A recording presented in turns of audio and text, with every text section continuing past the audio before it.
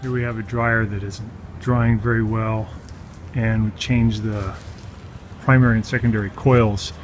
It's still cycling too short, and we can see that this trap over time has almost totally obstructed all the airflow. So we'll just clean that up. It'll be a big difference.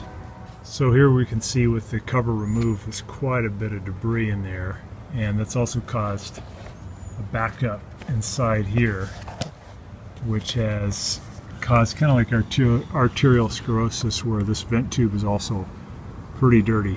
So we're going to clean that all out, and we'll have much better drying effect. Easy to get this stuff out. You just pull it out.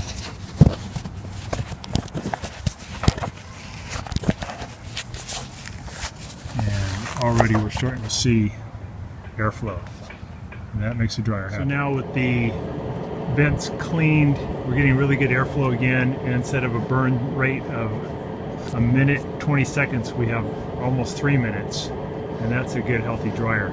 So I recommend that people do have these vents to keep critters out, or you can use one of these, but using both is probably not a good idea.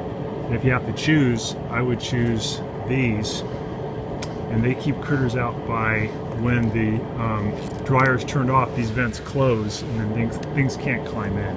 So I think this is a better method than these things. Great, thanks for watching.